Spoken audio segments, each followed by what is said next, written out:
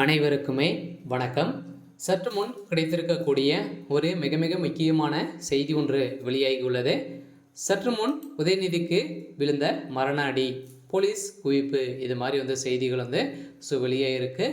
இப்போ பார்த்தீங்கன்னா ஈரோட்டிலிருந்து கிழக்கு இடைத்தேர்தல் நடத்த போகிறதாக ஒரு பிப்ரவரி மாதம் பார்த்திங்கன்னா நடக்க போகிறதாக ஒரு பரபரப்பான செய்தி வெளியேறிச்சு இல்லையா? ஏற்கனவே பார்த்தீங்கன்னா திமுகவுடைய QKS இளங்கோவன் அவர்கள் திடீர்னு மரணம் அடைந்த காரணமாக இந்த சீட் பார்த்தீங்கன்னா காலியாக இருக்குது.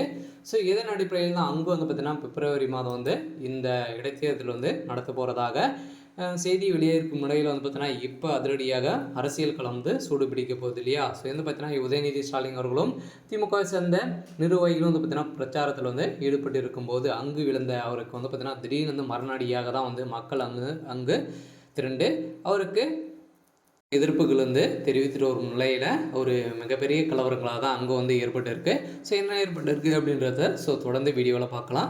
ஸோ அதுக்கு முன்னாடி நம்ம சேனலுக்கு இப்போ தான் நீங்கள் முதல் முறையாக வந்திருக்கீங்க அப்படின்னா மறக்காமல் நம்மளுடைய சேனலை சப்ஸ்கிரைப் பண்ணி சப்போர்ட் பண்ணுங்கள். ஸோ வாங்க வீடியோக்குள்ளே போகலாம். ஸோ பார்த்தீங்கன்னா உதயநிதி ஸ்டாலின் அவர்கள் ஈரோட்டில் பார்த்தீங்கன்னா இப்போ நேற்று களத்தில் இறங்கி அவர் பிரச்சாரத்தில் பார்த்தீங்கன்னா ஈடுபட்டு இருக்கும்போது அங்கு ஈரோட்டு மக்கள் பார்த்தீங்கன்னா எதிர்ப்புகள் தெரிவித்திருக்கும் நிலையில் ஏற்கனவே உதயநிதி ஸ்டாலின் அவர்கள் பார்த்தீங்கன்னா மத கலவரங்களை ஏற்படுத்தக்கூடிய அளவிற்கு தான் பார்த்தீங்கன்னா அவர் பேசியிருக்கார் இல்லையா? இப்போ ஒரு நிகழ்ச்சியில் கூட பார்த்தீங்கன்னா நான் முழுமையான கிறிஸ்துவர் அப்படின்ற மாதிரி பேசியிருக்கும் நிலையில் அப்போ இந்து மக்களை அனைவரையுமே பார்த்தீங்கன்னா அவமதிப்பை தான் பேசியிருக்கும் நிலையில் அவருடைய எதிர்ப்புகள் இப்போ பார்த்தீங்கன்னா தீவிரம் அடைந்திருக்கும் நிலையில் தான் அங்கு உதயநிதி ஸ்டாலின் அவர்களுக்கு அவருடைய கார் கண்ணாடி உடைப்பக்கூடிய அளவிற்கு அங்கே மிகப்பெரிய கலவரங்கள் ஏற்பட்ட சம்பவத்தினால பார்த்தீங்கன்னா சமீப இடத்திலிருந்தே உதயநிதி ஸ்டாலின் அவர்கள் விரட்டடிக்கப்பட்ட சம்பவம் தான் அதிர்ச்சியை ஏற்படுத்தியிருக்கு. இதைத் தொடர்ந்து தான் முதல்வர் ஸ்டாலின் அவர்கள் நேற்று பார்த்தீங்கன்னா பிரச்சாரத்தில் ஈடுபட்டு இருக்கும்போதே முதல்வர் ஸ்டாலினுடைய அவர்களை கூட பார்த்தீங்கன்னா விரட்டடிக்கக்கூடிய சம்பவங்கள் தான் நடந்திருக்கும் நிலையில்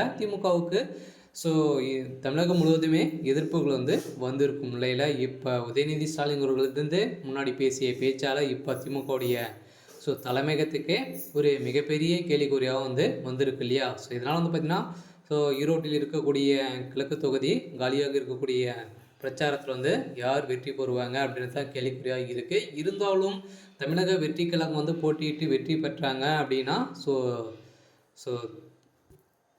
விஜயை அசைக்க முடியாத ஒரு மரணடியாக தான் திமுகவுக்கு இருக்கும். இருந்தாலும் திமுகவுக்கு இதுக்கு மேலே பார்த்திங்கன்னா எதிர்ப்புகள் வந்திருக்கும் நிலையில் இந்த சனாதனத்தால் இந்த ஈரோட்டில் இடைத்தேர்தல் நடத்த போவதற்கான அனைத்து எதிர்ப்புகளும் வருகின்ற சட்டமன்ற தேர்தலுக்கும் இதே போல் தான் நடக்கும் அப்படின்ற மாதிரி பார்த்திங்கன்னா இப்போ திமுகவுடைய தலைமையகத்துக்கு இப்போ ஒரு மரணடியாக விழுந்திருக்கு. இருந்தாலும் என்ன நடக்க போகுது அப்படின்றத வெயிட் பண்ணி பார்க்கலாம். இது மாதிரி செய்திகளை தெரிஞ்சுக்கணும் அப்படின்னா மறக்காமல் நம்மளுடைய சேனலை சப்ஸ்கிரைப் பண்ணிக்கோங்க. தேங்க்யூ.